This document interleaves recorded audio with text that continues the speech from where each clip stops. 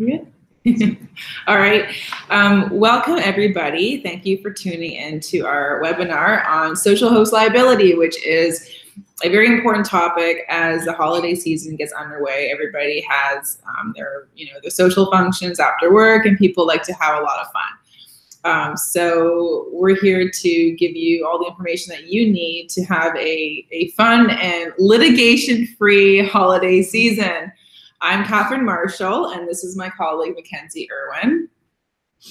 So one of the important things is obviously the serving of alcohol, and now that cannabis is legal, cannabis products at social functions that employers might be hosting. And we want you to be aware of the potential exposure to liability and things that you can do to manage any risks and mitigate that exposure. So we're going to be giving you just an overlay of the state of the law for social host liability, especially in the context of being an employer, as well as just practical things that you can do as an employer to keep your social functions as safe as possible. So I will turn it over to Mackenzie, who's going to give you the legal landscape. Yeah, so I thought we'd start with a little bit of an overview. There are three categories of host liability. The first being commercial host liability, the second social host liability, and the third is employer host liability. Now, one of the questions that we were asked is, what is the difference between all of these types of liability? So first, the commercial host liability is where a commercial establishment owes a duty of care to customers who become intoxicated while at their establishment.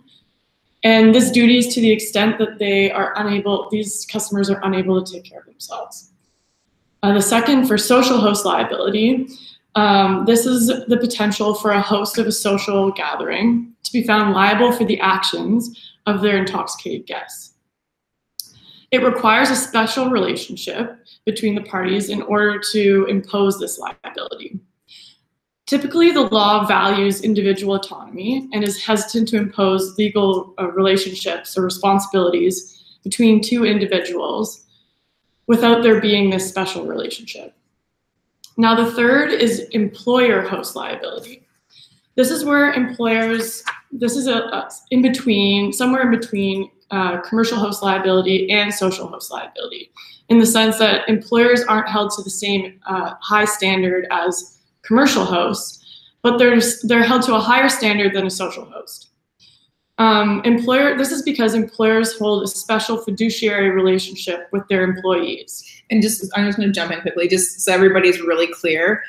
Commercial hosts would obviously be, bars, restaurants, licensed establishments. Social hosts would be, just yourself or your neighbor hosting a party in their basement or their garage. And employer host is obviously, you as an employer hosting a party or event either in your office or offsite. So those are the three categories of hosts. Yeah, Catherine's completely correct. So with the special fiduciary relationship between an employer and an employee, the law holds the employer to a little bit of a higher standard when it comes to protecting their employees. A review of the case law suggests that the courts have imposed liability on employers when the employer provides the alcohol to the employee, and when the employer knew the employee was intoxicated, and then the employer had failed to take sufficient steps to prevent the harm from occurring. So I'm going to start with just a general overview of the case law for social hosts. The leading case is the Supreme Court of Canada's decision in Childs, where the Supreme Court held that individuals who host a party can be held liable for the actions of their intoxicated guests, but in this case, they didn't find that they were liable that the hosts were liable. In that case, the defendants hosted a party. It was a BYOB New Year's Eve party. One of their guests became intoxicated during the party and drove home from the party. While on his way home, he was involved in an accident, and he seriously injured the passengers in the other vehicle.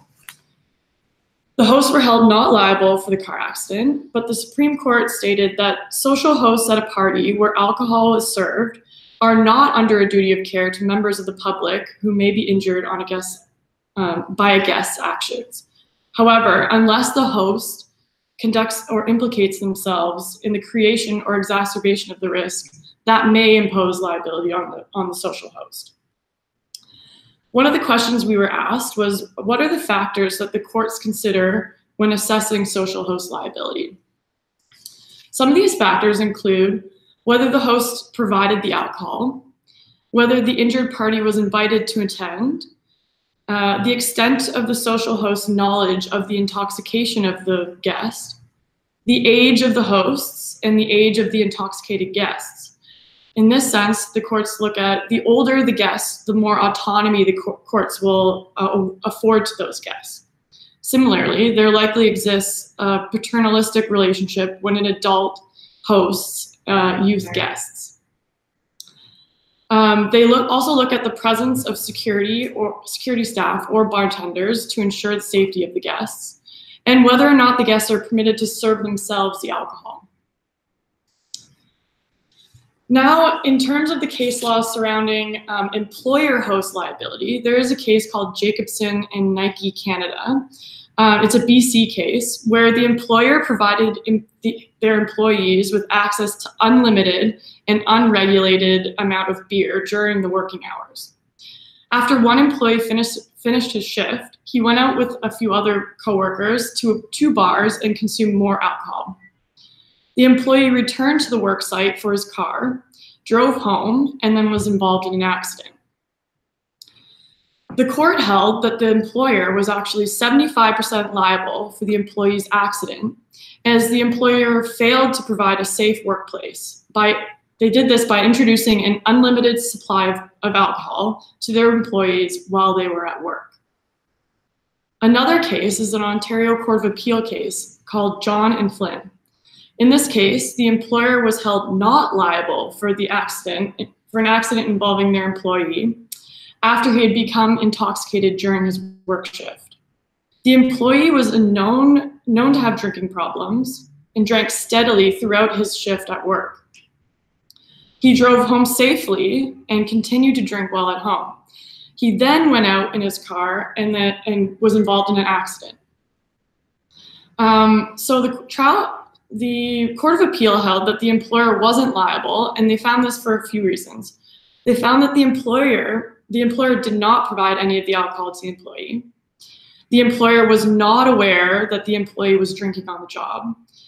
The employee did not demonstrate any signs of intoxication before he left the workplace, and the employer did not condone any drinking or driving. So we wanted to talk a little bit about some recent developments in the case law post the Childs case.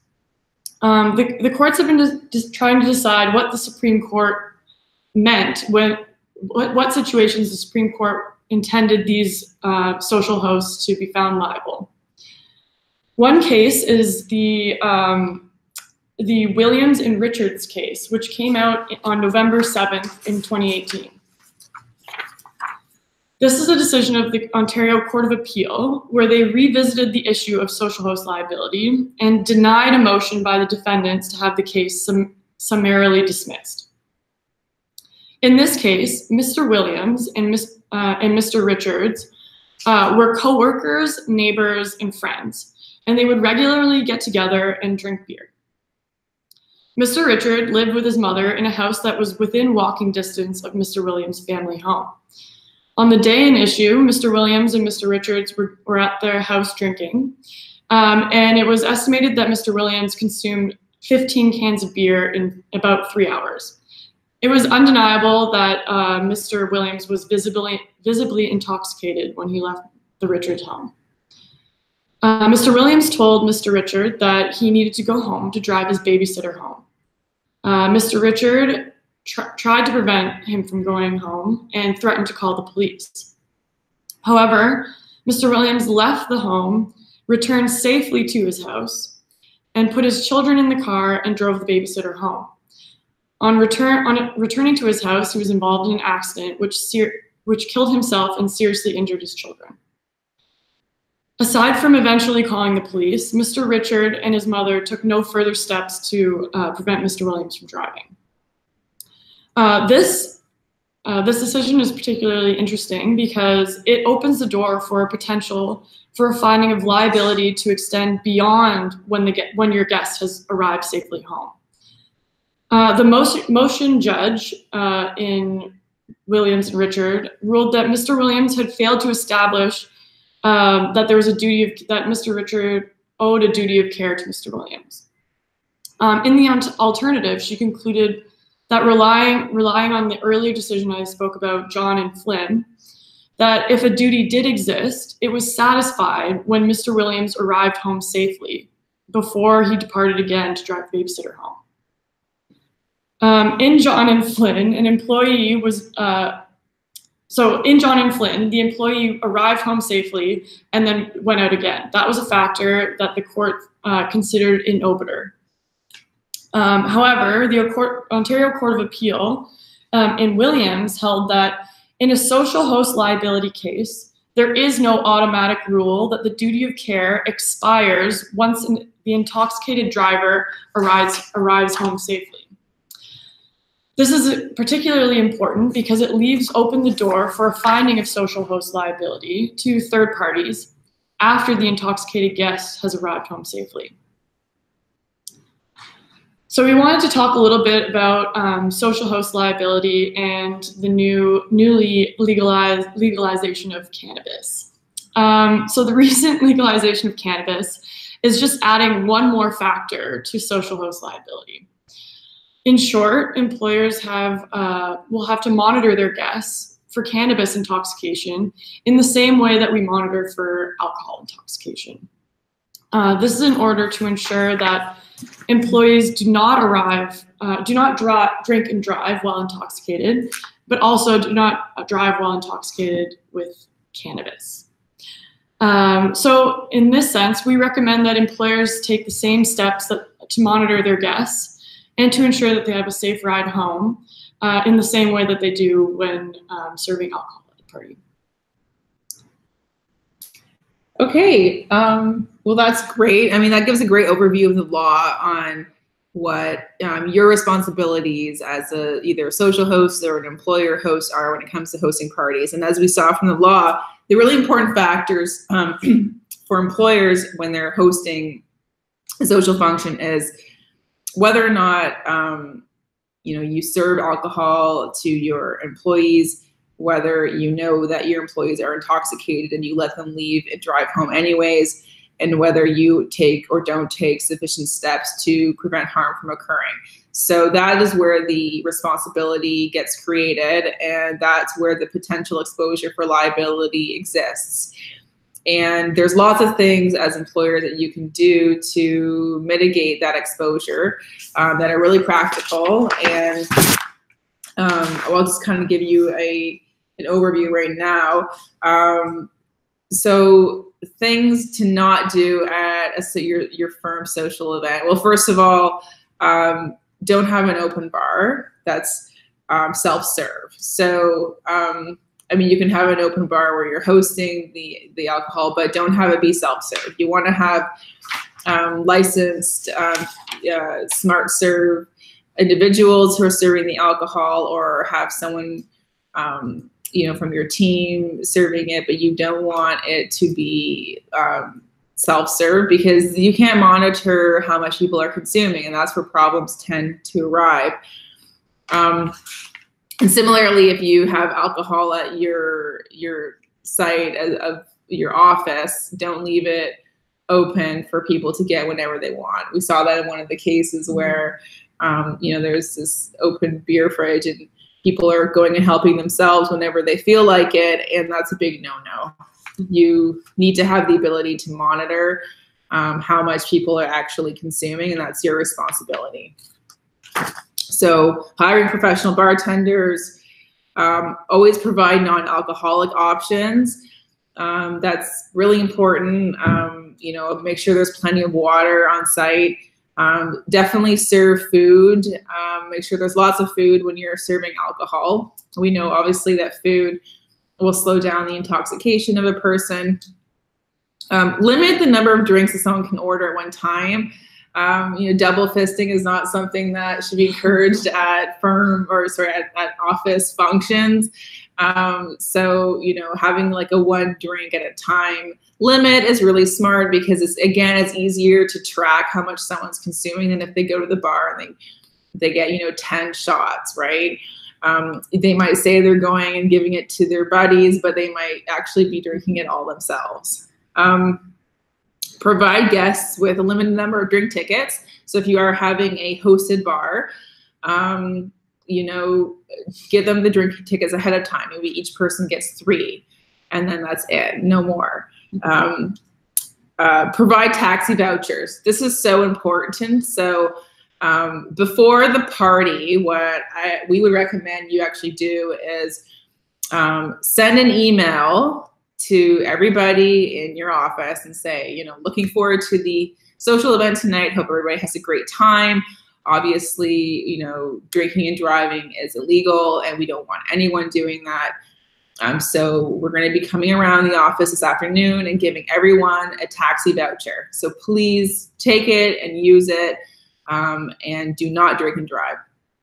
It may seem like a really overly obvious thing to state, but it's actually an important thing to protect yourself.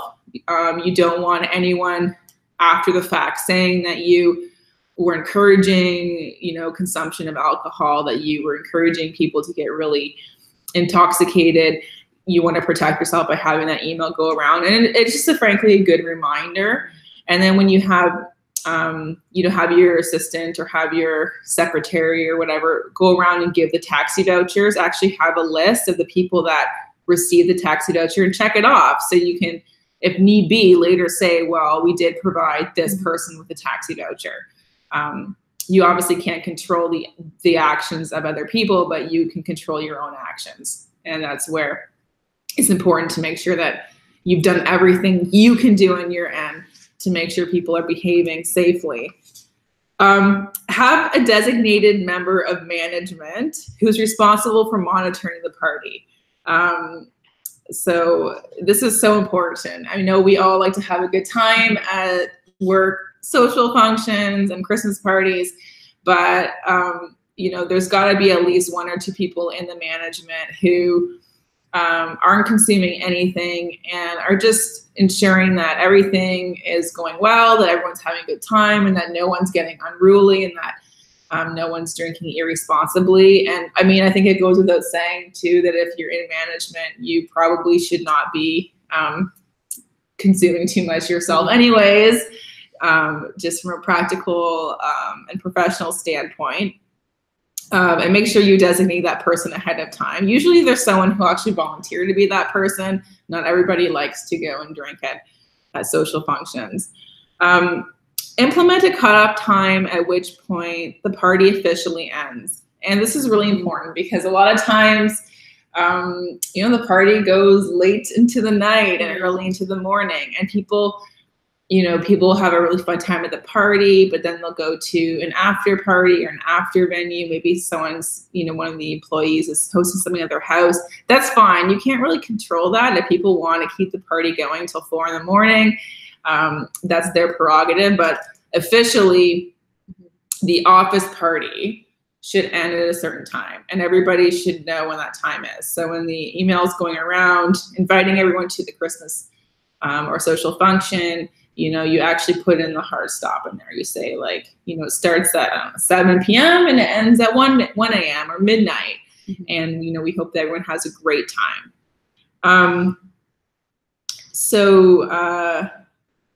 Remind people to use their taxi vouchers, during the party, actually have your designated manager going around and reminding people, you make sure you use it. This is a question that we had, which is really important. So what do you do if one of your employees does become unruly, intoxicated, a little out of control at the social function? That can always be a little awkward. Definitely encouraging that person to leave is one thing. Getting them into a cab, walking them out into, out the doors, and just kind of putting them into a cab and, making sure they've got their voucher is really important. You can do it in a way that doesn't embarrass that person, that isn't really obvious or make a spectacle.